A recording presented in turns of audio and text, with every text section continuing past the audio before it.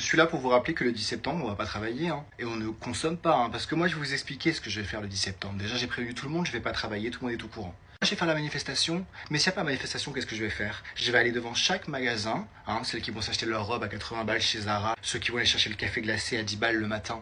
Et je vais leur dire, mais vous avez pas honte? Je filme là, mais c'est moi que je filme, mais vous avez pas honte? Ton café à 7 balles, il peut pas attendre demain là. Et toi là-bas, ta robe à 59,99 €, là que sur Chine, il y a la même, ça peut pas attendre une semaine? J'en vois qui veulent déjà se défiler. Hein, on ira travailler, bah oui, on peut pas perdre 40 €, 50 €. Si t'as les 2 jours qui sont plus payés, si on t'enlève une semaine de vacances, et si ce n'est que le début, donc imaginez ce qui va suivre, c'est combien que tu vas perdre? Moi, je reviens de 3 semaines de vacances là, mais c'était pas assez, j'ai l'impression d'avoir pris 3 jours, et on voudrait nous enlever une semaine? Qu'est-ce qui resterait, monsieur Bayrou, la dette de la France? Mais nous, on est endettés depuis petit, hein, c'est pas comme si on allait à Saint-Tropez une fois par mois. On voyage 2 fois par an grand max, une fois en été, une fois vers mai. Voyez les jours que vous voulez faire péter parce que c'est un trou gruyère, c'est un mois gruyère, hein, où les gens partent en vacances, les pauvres. L'affront, ils partent en vacances. Non, non.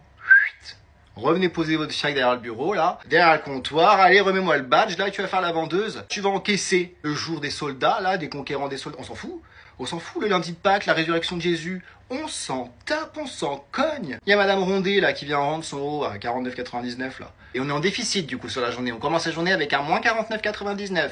Voilà, c'est ça que tu veux? Et ceux qui disent oui, mais tout le monde parle et tout le monde fera rien comme d'habitude, c'est vous les fruits pourris du panier. Les fruits pourris qui gangrènent tous les autres, c'est vous. Parce que c'est vous qui n'avez pas l'audace et l'attitude de quitter une journée de travail pour aller une fois, au moins une fois dans la vie, essayer de tous s'unir pour quelque chose de lequel on est tous égaux. En plus, on est tous égaux devant crever de faim. Hein, ça, c'est bien un truc qui va tous nous rassembler.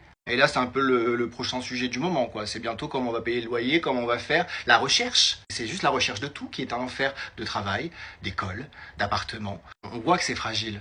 Mais c'est pas de notre faute, tout ça, en fait. Voilà, monsieur Bayrou, moi je vous le dis, et j'espère être invité sur Quotidien, TF1 ou je ne sais où, en face-to-face.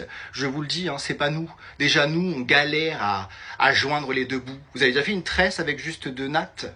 On peut pas, ça fait pas de tresse. Il nous manquerait la 3e natte pour espérer commencer à construire quelque chose, à avoir une vision sur 5 ans, à potentiellement penser à avoir un enfant, parce que dans un monde d'aujourd'hui, un enfant, c'est une charge.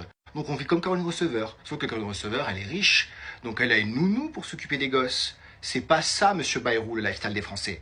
Ce n'est pas Caroline Receveur. Faudrait faire une immersion. Le 10, en tout cas, vous allez bien faire immersion parce que j'ose espérer que ça va faire du bruit. Quelle caméra? Celle-là, c'est celle-ci, là. Il faut faire du bruit le 10.